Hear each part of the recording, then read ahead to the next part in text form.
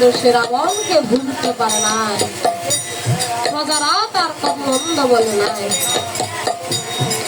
ওরে লক্ষণ, তুমি সীতাকে বনে দিয়ে আসো। আর এদিকে তখন লক্ষণ ঠাকুর, দাদা দাদা গো, এমন নিষ্ঠুর বাণী বলবেন না দাদা, সইবে না।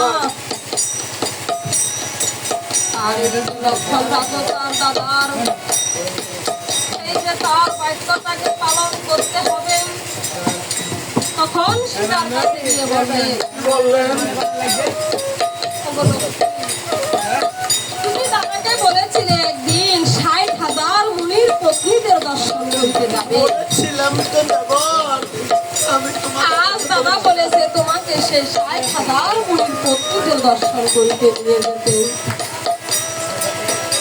সীতা দেবী যখন এই কথা শুনল, সে তার রাজকীয় সেই বেশ ত্যাগ করলো। সে ভাবলো, আমি যদি আমার এই রাজকীয় ভেষ নিয়ে যদি আমি মুনির পত্নীদের দর্শন করিতে যাই, তাহলে কেউ তারা আমাকে চিনবে না। আমি আমার সেই গণে যেই ব্যাস ছিল আমি সেই ব্যাস নেব। তখন সে রাজকীয় ভেষ ত্যাগ করে সে তার বনবাসের সেই বেশ ধারণ করল। আর প্রত্যেকটি কাপড়ের উপরে মা তার নিত্য সামগ্রী সব নিয়ে নিল। এই সুমন্ত্র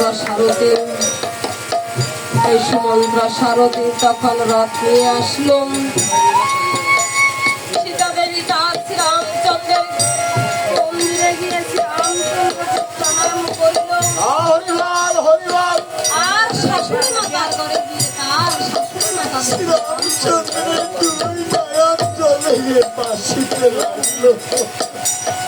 আর এদিকে এই যে সুমন্ত্র সারথী রথে চেপে এই যে তখন বনের দিকে গমন করিলেন।